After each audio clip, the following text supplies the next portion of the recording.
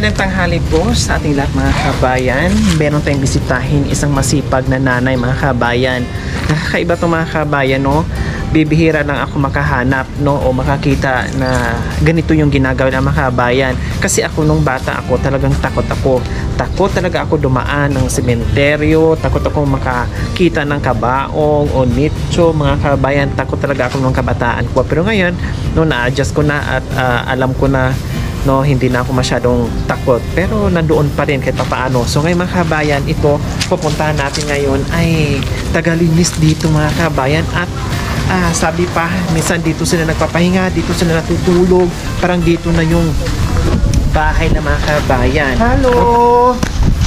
Ay, nanay! Magandang tanghali! Kumusta kayo dyan? Ang lawak-lawak naman ng farm nyo. Tabi. Diyos ko, tabi tayo. Ba't natawa kayo? Sabi ko sa inyo na ang lawak naman ng farm nyo. Nanay. Anong pangalan ni nanay? Mirna po. Nanay Mirna. Kumusta kayo dito? Ayos lang po. Ilang taon na kayo, Nanay Mirna? 63. 63. Tapos ang galing nyo pa rin sanay ako po sa Saan? Sa hirap. Trabaho sa hirap kasi. Sanay kayo sa hirap. Sanay din kayo dito sa loob ng sementeryo. Una natatakot ako. Uy, talaga. Ako takot ako. Pero nung una natatakot ako. Pero yung nagtagal, wala naman. Bakit? Minsan nga, humihiga pa nga ako. Pag napagod ako, humihiga ako sa nitso. Oo nga, sabi nga nila, pero totoo pala. Ngayon galing na sa bibig nyo na talagang humihiga kayo. Opo. Ginagawa inyong kama. Masarap ba? Malambot ba? Malamig. Malamig? Minsan doon ako nagpapahinga. Sa loob ng Hindi, nitso? sa ibabaw. Sa ibabaw lang. Meron namang, sabi na, banggit nyo kanina, Nanay Mirna, matagal na kayo. Ibig sabihin, ilang taon na po ba kayo nagtatrabaho bilang tagalinis ng sementeryo? 6 na ata kasi dito na kami magbubuto eh. 6 na taon. Bakit taga saan po kayo? Hindi kayo taga rito? Hindi po, napadpad lang po kami rito. Napadpad kayo? Bakit taga saan po kayo, Nanay Mirna? Ako taga Ormoc City. Ano bang salita? Bisaya? Bisaya, Cebuana. Tapos yung asawa ko, Negros Occidental, Ilonggo. Ang dahilan namin, naghahanap kami kasi mahirap din sa lugar nila eh. May anak ako nag-aaral. O paano kayo napadpad dito sa Pangasinan? Nakapunta lang, may nagsama sa amin dito. Naghanap ng trabaho. Tapos dito na. At hindi na kayo nakauwi ng Ormoc o Bacolod, Negros. Dito na kayo, nagustuhan nyo na yung trabaho nyo. Basta po pala, ang kita dito. Binibigyan naman ako ng, ang sahod ko dito, 300 isang araw. Tapos, lahat mo na, linisin mo na. Buong ikot.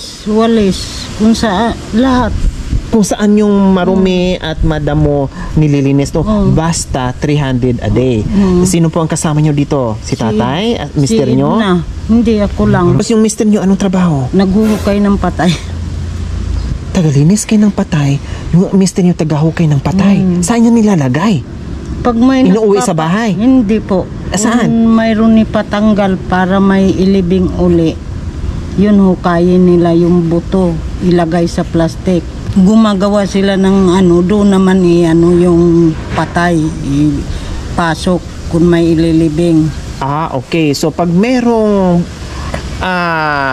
matagal na nilibing na yung buto na ang natira, hinuhukay po yon at nililipat. Tapos para lagyan na naman doon sa bagong namatay, para hindi magiging crowded, para tawag nito, may bakante na naman. So Nanay Mirna, sabi nyo po ay taga Ormoc po kayo at yung mister nyo ay taga Negros. So dito na po kayo nakatira. Dalawa lang po kayo, may bahay po talaga kayo? Wala, nakikitira lang po. Nakikitira kayo. Sabi nyo kanina, natutulog kayo dito. Paano po nangyayari? Natutulog kayo dito sa gabi? Hindi, sa tanghali pag sobrang init, kasi mainit. Tapos saan kayo natutulog? Ganyan, makahiga. Ganyan, sa itaas, dyan. Oo, nagpapahinga. Buti hindi sila nagre-reklamo. Hindi kayo sinasaway, huy, mabigat. Alam mo, hindi katakutan ang patay, ang katakutan ang buhay. Sabi niyo po ngayon kasi nasanay na kayo. Pero noon, takot kayo. Tatakbo kayo siguro pag may nakita kayong... Madamo pa to dito, ang haba ng damo. Ako lang mag-isa kasi Kailan lang to na ano ko eh.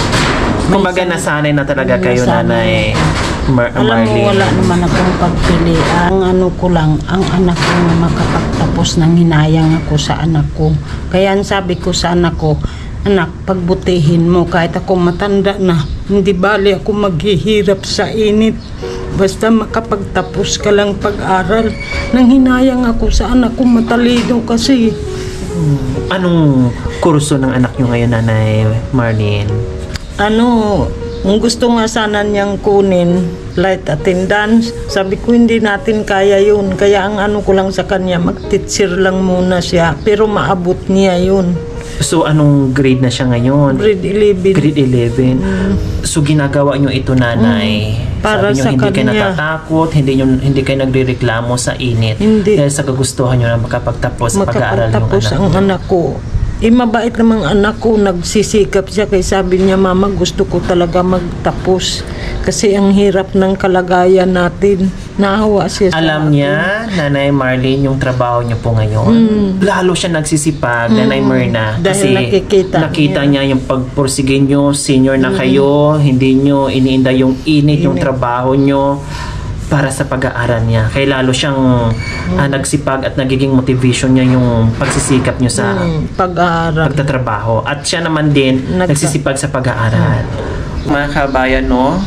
May kanya-kanyang rason po talaga na kung bakit yung mga magulang natin sobra ang sakripisyo, no, dahil sa mga anak na gustong magkaroon ng magandang kinabukasan balang araw. Kaya Diyos ko, mga kabayan, may mga tulad kayo ng mga magulang na tulad ni Nanay Myrna. Napakaswerte nyo dahil nagsipag sila para sa inyo. Kaya tayo naman o kayo namang mga anak na pinapaaral, mag-aral naman din kayo ng mabuti, no? Priority nyo yung pag-aaral nyo dahil yung ginagawa yan sa mga magulang nyo ay para lang din sa buhay nyo pagdating ng panahon. Hindi yan para sa mga magulang, kundi para yan sa inyo na nag-aaral para pagdating ng panahon mayroon kayong babaunin.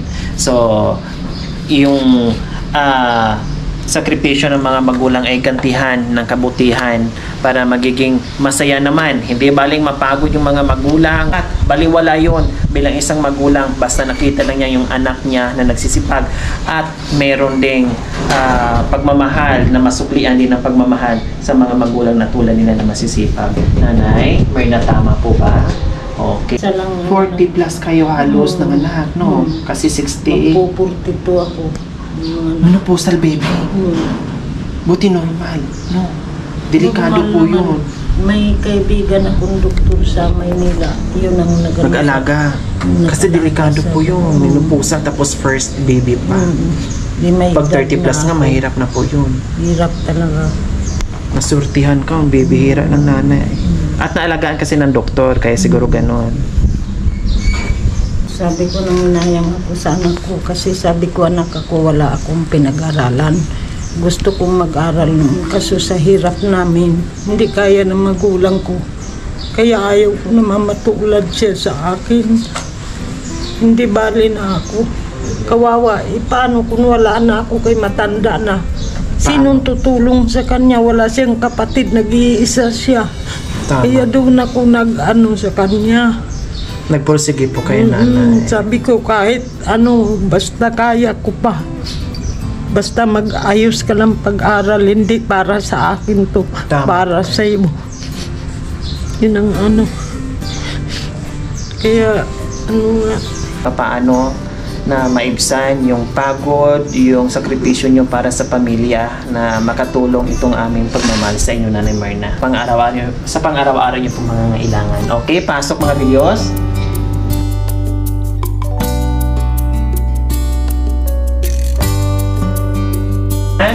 May bigas na kayo, Nanay Myrna, assorted groceries, at isang tray na itlog, Nanay Myrna. O, diba? Maraming salamat po sa inyo. At meron pang cash, Nanay Myrna. Salamat po. Kaya po yan, Nanay Myrna, gaya ng sinabi nyo, grabe yung sakripisyo nyo, ay yung anak nyo, nakitaan nyo naman na sinuklian yung sakripisyo nyo at nagsipag sa pag-aaral. Tiyak, 101% may mararating po yun pag mga ganyan klase ng anak, Maraming salamat sa inyo. walang anuman po, Nanay Myrna. Pero ingat lang din po kayo sa init ha, kasi napakadelikado at napakainit at syempre may edad na rin po kayo, Nanay Myrna. Opo, maraming malaking na po bagay. Maraming salamat sa inyo.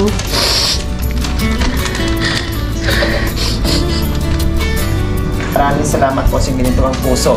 Naway pagpalain po tayo ng Panginoong Diyos araw-araw. Naway ibigyan po tayo ng kalakasan ng katawan sa araw-araw. Naway ibigyan po tayo ng mahabang buhay pang sa ganun. Marami pa tayong mapapasaya na tulad nila ng mga seniors na patuloy pa rin sa pakikibaka para makatulong sa pamilya. Kaya maraming salamat po.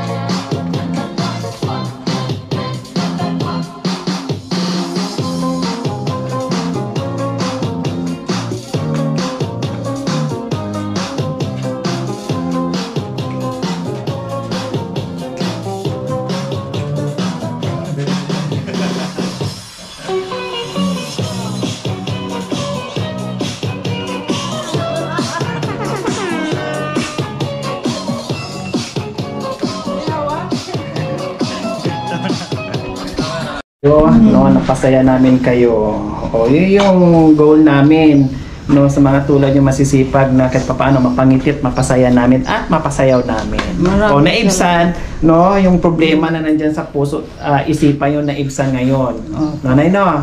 Okay, salamat po. Bye-bye. Thank you sa inyo ha.